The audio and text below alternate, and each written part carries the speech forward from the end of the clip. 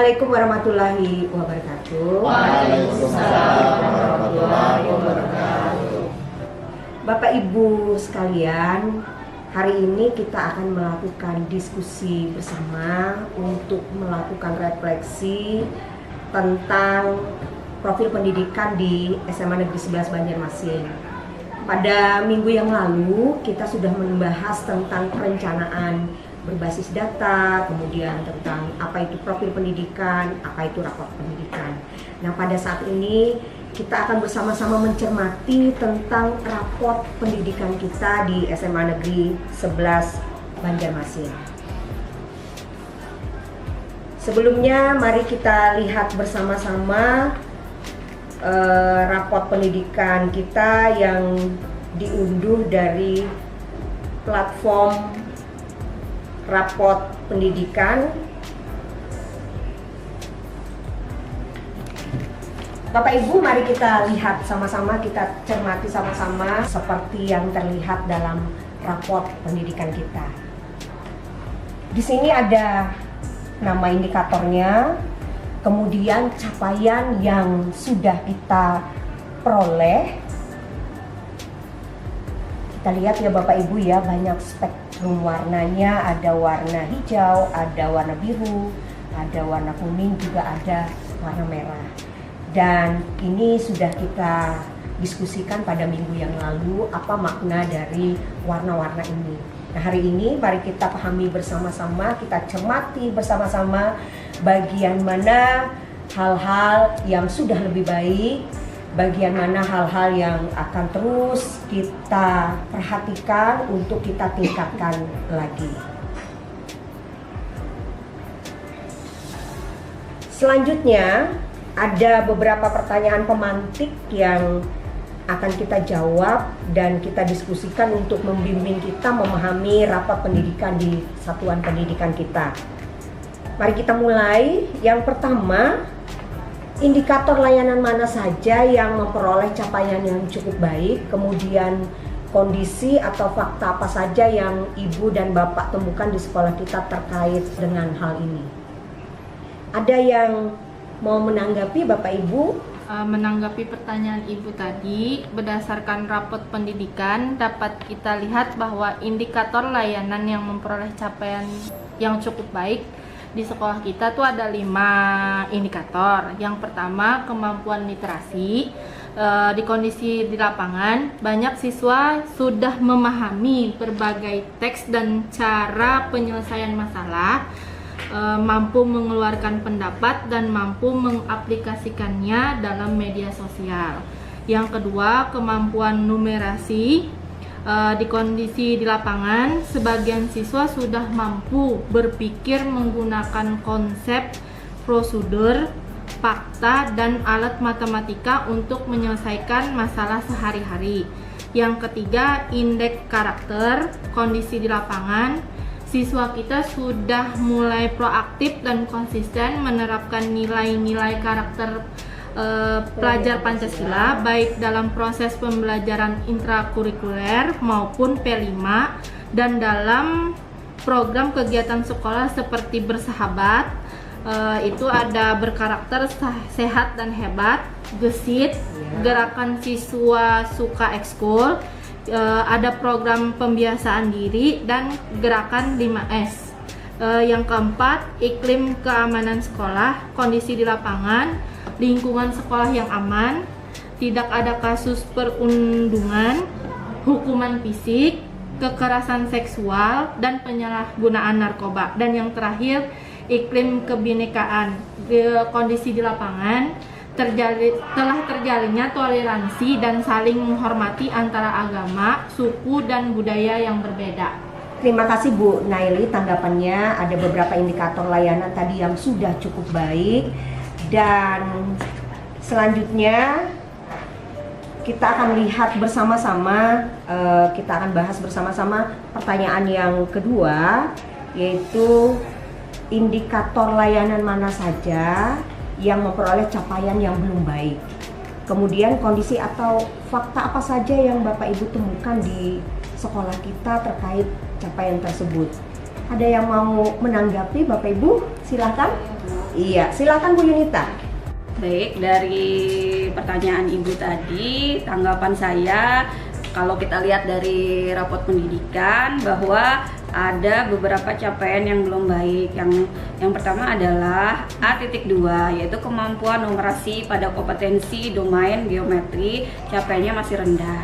Di mana kondisi di sekolah adalah A.2 yaitu proporsi peserta didik dengan kemampuan numerasi perlu intervensi khusus terutama pada domain geometri. Terus kemudian yang kedua D.1 yaitu kualitas pembelajaran pada capaian terarah belum sampai membudaya. Yang ketiga adalah D2 yaitu refleksi dan perbaikan pembelajaran oleh guru pada capaian aktif belum sampai membudaya. Terima kasih. Terima kasih Bu Yunita tanggapannya. Jadi ada layanan indikator yang belum baik yang disampaikan oleh Ibu Yunita tadi. Ada lagi Bapak Ibu tanggapannya? Apakah ada lagi layanan indikator yang dianggap masih belum baik yang perlu kita tingkatkan kembali? Saya Bu. Iya, silakan Bu Eda. Menurut laporan rapot pendidikan kita, selain yang disebutkan oleh Ibu Yunita tadi, A.2, indikator A.3, indeks karakter berkembang namun belum mencapai membudaya, terutama pada poin A.3.2, A.3.3, dan A.3.4, di mana gotong royong, kreativitas, nalar kritis itu masih berkembang. Terima kasih Bu Aida. Selanjutnya Bapak Ibu ada lagi tanggapan? Izin menambahkan Bu. Iya silahkan Pak Habib. Ya, kami mengamati dari poin D4 yaitu pada iklim keamanan sekolah pada domain kesejahteraan psikologis murid dan guru. Di sini itu adalah pada capaiannya yang masih berkembang. Terlihat pada subpoin D.4.1 di mana kesejahteraan psikologi murid ini yang masih berkembang. Ya, terima kasih. Ada lagi tanggapan lain dari Bapak Ibu? Ya, saya Bu Ya, silakan menambahkan Pak Putu. pada indikator iklim kebinekaan pada domain dukungan atas kesetaraan agama dan budaya ini masih merintis. Jadi perlu dukungan dan kesetaraan agama budaya ini perlu kita tingkatkan. Itu saja Bu tanggapan dari saya pada poin indikator iklim kebinekaan. Terima kasih. Dari berbagai tanggapan Bapak Ibu, kemudian kita lihat fakta di lapangan, dapat disimpulkan beberapa hal ya. Yang pertama, masih ada siswa yang belum memahami pelajaran matematika dan belum bisa tentang konsep, prosedur, fakta, dan alat matematika untuk menyelesaikan masalah sehari-harinya. Kemudian yang kedua, gotong royong, kreativitas, dan bernalar kritis masih perlu dikembangkan lagi dan diberi motivasi. Yang ketiga, guru harus selalu memberi motivasi dan semangat kepada anak-anak kita untuk terus belajar. Dan kita sebagai guru bisa memfasilitasi jika ada anak-anak kita yang ingin berdiskusi dengan kita, berkonsultasi dengan kita tentang masalah belajarnya dan masalah pergaulannya sehari-hari. Dan yang keempat, kita semua perlu membimbing anak-anak kita agar mampu menyikapi keberagaman seperti perbedaan individu, identitas maupun latar belakang sosial budaya di lingkungan sekolah, dan kita tetap perlu mensupport sikap saling menghormati, menghargai, toleransi satu dengan yang lain. Nah, selanjutnya Bapak Ibu, kita masuk ke pertanyaan yang ketiga. Hal baik apa yang telah dilakukan sekolah kita berdasarkan raport pendidikan yang telah kita lihat bersama-sama? Ada yang mau menanggapi? Ya lagi Bu.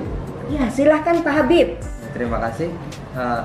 Kami melihat dari kemampuan literasi, yaitu di mana kemampuan peserta didik dalam memahami, menggunakan evaluasi serta merefleksikan berbagai jenis teks untuk menyelesaikan masalah dan mengembangkan kapasitas individu mereka sebagai warga negara, warga Indonesia, warga dunia agar dapat berkontribusi secara produktif di masyarakat. sebagian besar peserta didik telah mencapai batas kompetensi minimum untuk literasi ini, untuk literasi membaca khususnya, namun perlu upaya mendorong lebih banyak peserta didik agar bisa menjadi lebih mahir. Jadi, sebagaimana kondisi di lapangan, banyak siswa juga yang sudah memahami berbagai teks dan berbagai cara menyelesaikan masalah, mampu menggunakan pendapat dan mampu mengaplikasikannya dalam media sosial. Itu yang lebih terlihat. Terima kasih. Iya, terima kasih Pak Habib. Iya, Bapak Ibu, silahkan kalau ada yang menanggapi lagi. Saya Bu.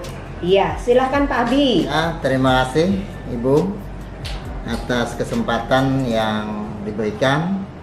Saya menanggapi pada poin 2.A1.2 yaitu masalah kemampuan numerasi.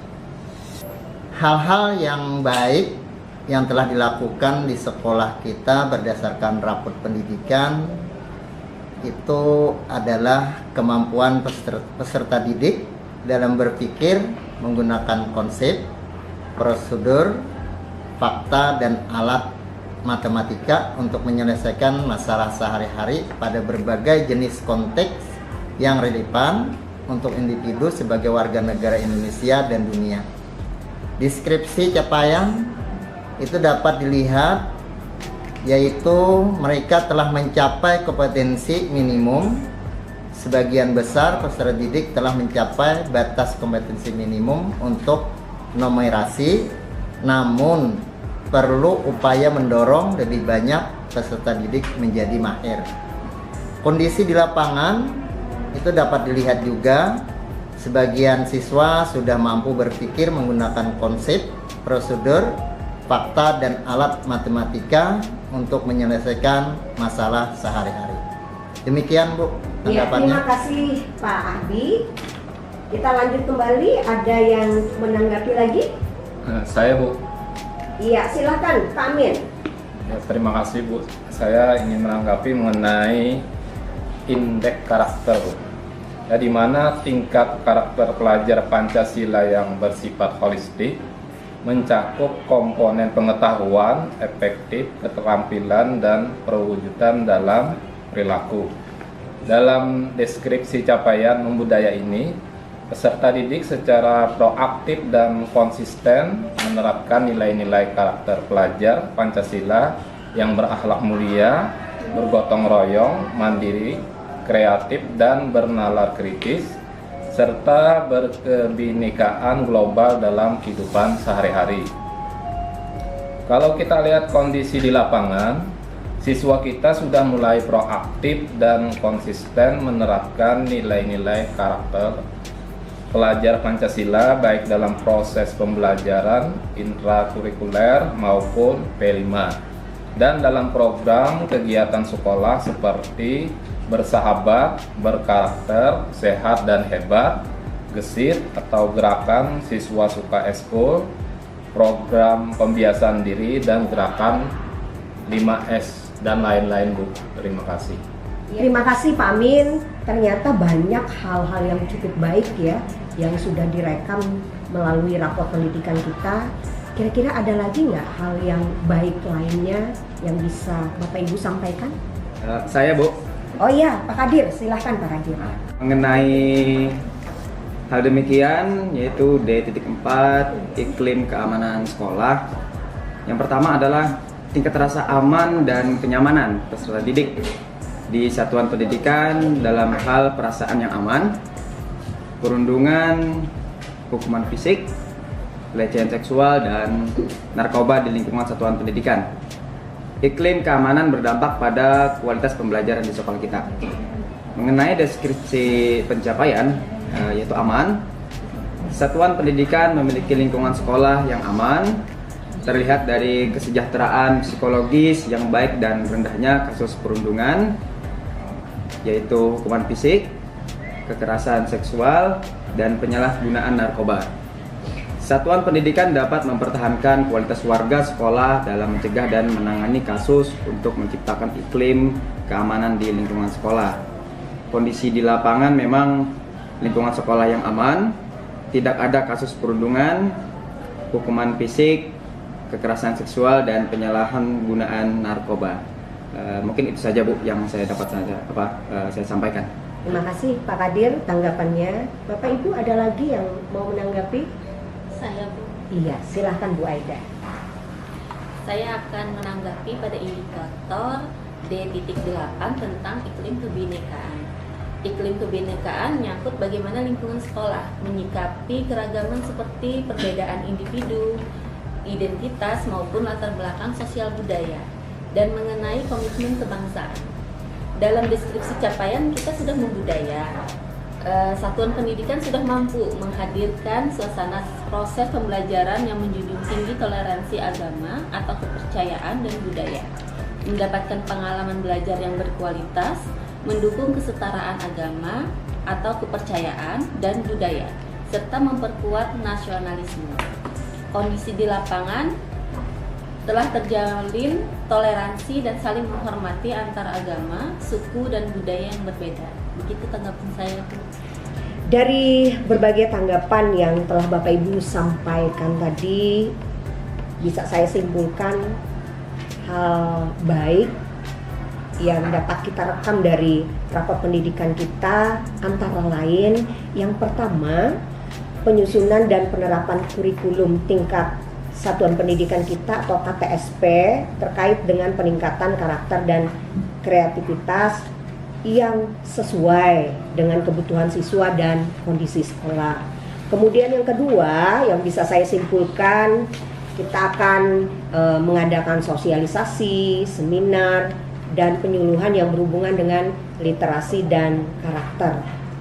Yang ketiga, kita mengembangkan kemampuan literasi peserta didik kita dengan melakukan program literasi sekolah dan kelompok penggiat sejarah contohnya. Dan yang kelima, kita bersama-sama melaksanakan program kegiatan sekolah SMA Negeri 11 Banjarmasin bersahabat, berkarakter, sehat, dan hebat.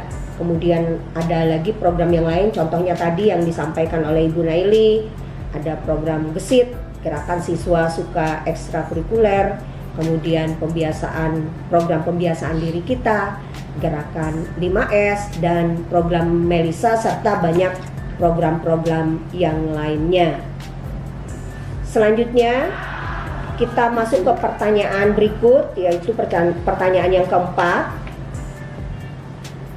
Bagaimana rapot pendidikan membantu Bapak dan Ibu atau kita semua dalam memahami kondisi sekolah kita? Silakan kalau ada tanggapan. Iya, silakan Bu Norliana. Izin Ibu menanggapi. Menurut hemat saya, dengan adanya rapot pendidikan, maka kita dapat memetakan, mengidentifikasi, serta menganalisis profil pendidikan untuk mencari indikator masalah yang muncul dalam rapot pendidikan untuk dibenahi. Terima kasih, Ibu. Iya, terima kasih Bu Noriana. Oh, tampaknya Bu Usnul mau menanggapi ya. Iya, silakan Bu Usnul. Saya sedikit menanggapi tentang pertanyaan 4 ini. Dengan adanya rapot pendidikan dapat membantu kita menemukan masalah dan akar masalah. Di samping itu juga berbagai keunggulan atau hal-hal yang baik yang sudah dilakukan oleh sekolah untuk tetap dipertahankan dan dikembangkan lagi. Ya, terima kasih Bu Usnul. Saya minta Bu Usnul untuk menyimpulkan dari beberapa tanggapan kawan-kawan tadi. Silakan Bu Usnul. Saya bantu menyimpulkan. Menurut saya dari 5 indikator prioritas satuan pendidikan yang perlu dibenahi terlebih dahulu, kita dapat memperoleh gambaran kualitas pendidikan di sekolah kita. Rapot pendidikan dapat menjadi sumber data utama untuk mendeteksi berbagai keperluan sekolah berdasarkan fakta yang ada di lapangan, serta melakukan evaluasi internal dan merencanakan pembenahan di sekolah sehingga peningkatan kualitas layanan dan proses pembelajaran dapat terpenuhi dengan baik dan tepat pada sasaran. Iya, terima kasih Bapak Ibu sekalian. Kalau kita cermati ada beberapa informasi penting pada laporan rapot pendidikan kita yang dapat dijadikan landasan bagi sekolah kita untuk melakukan beberapa hal. Di antaranya melakukan identifikasi masalah. Nah, maksudnya identifikasi dan kita berupaya memahami masalah sesuai dengan spektrum warna yang kita perhatikan tadi, ada hijau, ada biru, ada kuning, ada merah, dan indikator prioritas satuan pendidikan dalam raport pendidikan kita. Kemudian yang kedua, kita bisa merumuskan akar permasalahan yang terjadi di sekolah kita berdasarkan saran atau rekomendasi perencanaan berbasis data. Langkah yang ketiga, kita dapat melakukan pembenahan dengan cara menentukan program atau kegiatan perbaikan di sekolah kita. Nah, demikian Bapak Ibu refleksi kita pada hari ini. Terima kasih banyak sekali masukan yang sudah Bapak Ibu sampaikan dari hasil kita mencermati dan memahami raport pendidikan di SMA Negeri 11 Banjarmasin ini. Ya, terakhir Bapak Ibu, dari refleksi yang kita lakukan pada hari ini tentang raport pendidikan kita, saya ingin kita memberi umpan balik dari aksi nyata yang sudah kita lakukan pada hari ini, yang nanti akan Bapak Ibu tanggapi. Yang pertama, menurut Bapak Ibu, apakah kegiatan refleksi dari aksi nyata ini bermanfaat untuk kita bersama-sama memahami raport pendidikan di sekolah kita? Kemudian yang kedua, bagaimana manfaat raport pendidikan dalam membantu kita untuk memahami kondisi kita? Selanjutnya yang ketiga, setelah kita memahami raport pendidikan kita, apa langkah selanjutnya yang akan kita lakukan di sekolah kita ini guna meningkatkan mutu layanan kita dalam pendidikan? Demikian Bapak Ibu yang bisa saya sampaikan pada hari ini. Terima kasih atas kegiatan kita, terima kasih atas tanggapan, atas masukan yang sudah Bapak Ibu sampaikan pada hari ini. Demikian Bapak Ibu, kalau ada hal yang kurang berkenan saya mohon maaf. Wassalamualaikum warahmatullahi wabarakatuh. Waalaikumsalam warahmatullahi wabarakatuh.